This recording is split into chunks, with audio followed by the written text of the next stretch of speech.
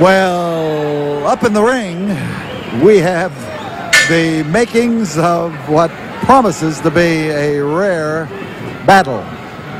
I say that because already we have seen something rare, and that was the robe which Dusty Rhodes wore into the ring, the likes of which very few of us have ever seen. So it's Dusty Rhodes in against Tank Patton. Tank Patton is a 325-pounder who comes from up around Tennessee, and Dusty Rhodes, who's 265 pounds, originated in Austin, Texas. This is the all-American dream. He captivates audiences. He has a charisma that is rare, exceptionally rare. So if you're telling him apart, the blonde without the upper garment is the Big Dust, and the man with the dark hair and the shirt on may be losing his shirt before this one's over. It's Tank Patton. I guess your name is Patton. Tank is just about as close to a nickname as you can come under any circumstances, especially if you happen to weigh over 300 pounds, as this Tank does. Twisting arm lock for the Big Dust. This great crowd here in the Sam Houston Coliseum is giving the Dusty one a roar of approval. The twist is on the arm all the way out to the wrist, and Dusty concentrates on it. Now, Dusty is one of those out-shaped individuals who has a lot of weight, but he knows how to use it. He knows how to put it where it can do him the most good, and he does it with a vengeance. But the twisting arm lock right now belongs to Big Dusty. And there is a lot of noise coming from these fans as they start to encourage the All-American dream to turn into a nightmare for Tank Patton. And the fans are telling Dusty Rhodes to hit him. He's asking for permission and missed his chance. He was looking for encouragement from the crowd. They were encouraging him, but I guess that in the measurement of decibels, Dusty Rhodes felt that this was not the loudest that he had been encouraged before, and he was waiting for it.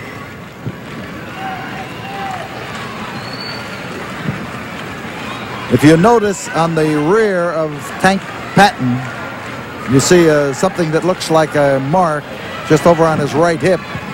Well, it is. It's the outline of a tank.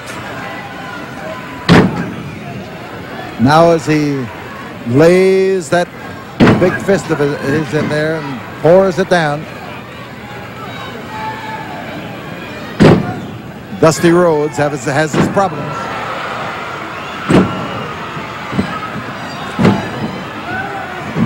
You saw the takedown. He snatched him by the hair and jerked him right down to the canvas. But Bronco Lubitsch was on the blind side and couldn't make it.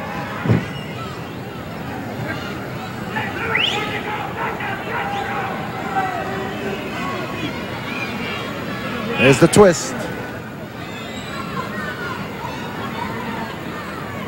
And Dusty now is trying to move into a position where he can do something about those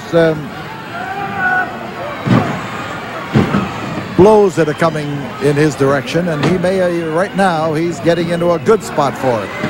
So the Tank hit the concrete, and there goes Dusty out there to make sure that he finds a little bit more punishment before he gets back into the ring. Tank Patton sprawled on the ring apron. Dusty Rhodes, the man who wore his $1 million smile and his $3,000 robe into the ring here tonight. And once he took them off, he was ready to go.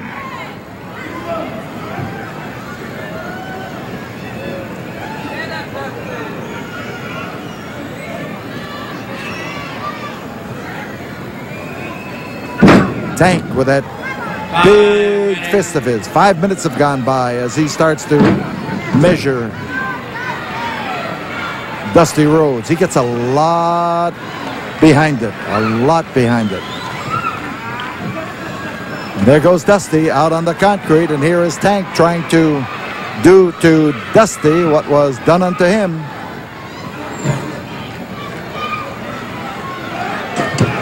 Oh, he just plowed a furrow in the timekeeper's table with Dusty Rhodes' nose.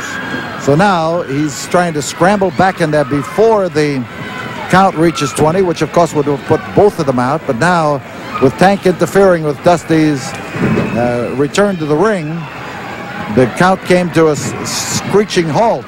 But Dusty is down, but all of Dusty's career, one thing in which he has taken a great deal of pride has been the fact that when he has been knocked down, he has gotten up. Oh, he almost was cut in half that time. The Tank, he's top man. There's one, there's two. Not yet.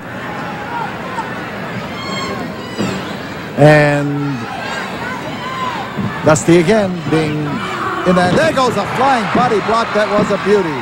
There it is.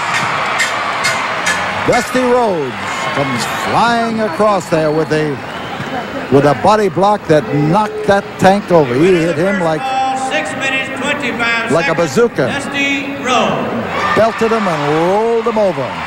And we tell you that we'll be back here in a moment. We will have the second fall of this 2 out of 3 fall match right after we have this word from the studio. Up in the ring, you see Tank Patton.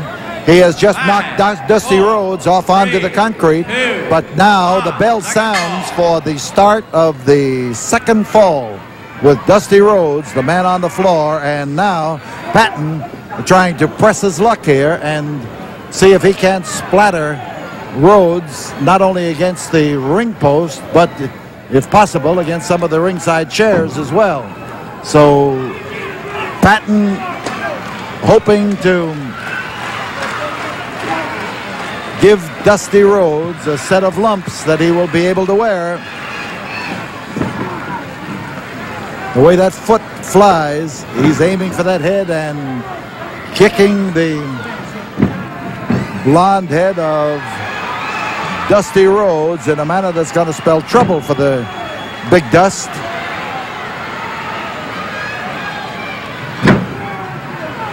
And now Dusty, in spite of the punishment, has just climbed up to his feet. And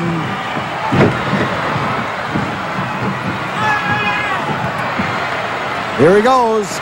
Now he's not content to let the Tank rest on the outside, nor is he content to let the timekeeper's table rest. Oh, he rammed him right into the hard edge of that table. And now with the fans encouraging Dusty all the way, you see our camera at the lower angle as it shot across this great crowd here in the Coliseum to catch Dusty hard at work, getting even with Tank Patton.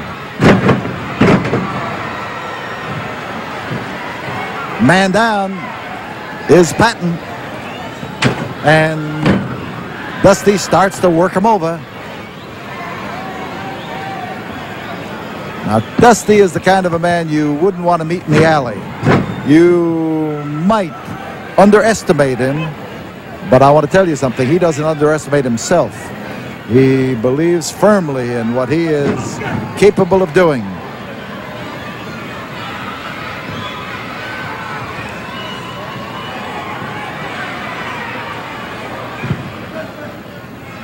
There's Rhodes having his problems in that corner now as Tank Patton, a man with all the weapons to make things tough, manages to get some of them within firing range. He's got the concentrated effort on the right trapezius muscle of, I'm watching Dusty, of Dusty Rhodes. And Rhodes is literally in a fervor here as he starts to gather his forces for the purpose of coming up from that position. He is not out yet, and he is not about to quit yet. And he's holding that hand up there for the express purpose of letting the referee and the tank know about it. And you see Dusty here as he shakes it off and rises to do something about it. That's a big man holding him. A big man with a solid grip on that arm. And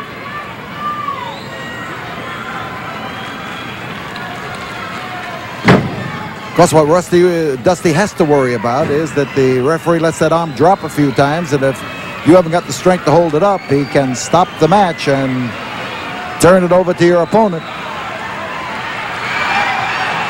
Now, with fans giving him that staccato support, with fans hollering, with fans bellowing,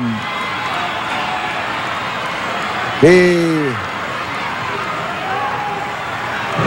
drove that piston right back where it could do some good.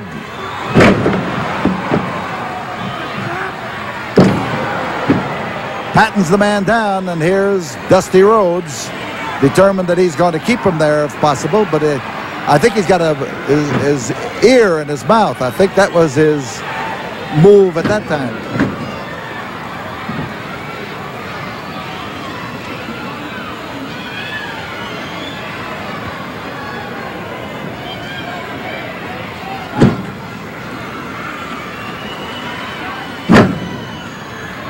I'll tell you one thing about Patton. He can take some of those explosive blows and shake them off with that tough hide of his. And he can deliver a lot of punishment. He's trying right now to splatter Dusty Rhodes.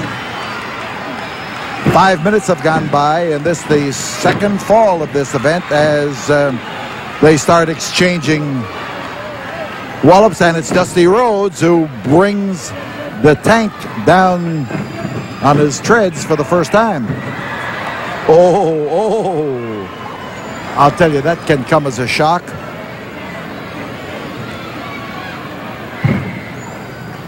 Outside the tank, and here is Dusty Rhodes to gather him up. He caught him beautifully. Here is Dusty looking for the guillotine blow, and there's one, there's two, and there is three, and it goes to Dusty Rhodes. 5 minutes, 50 seconds, the winner of the second fall and the match, Dusty The winner of the Rhodes. fall, the winner of the match is Dusty Rhodes.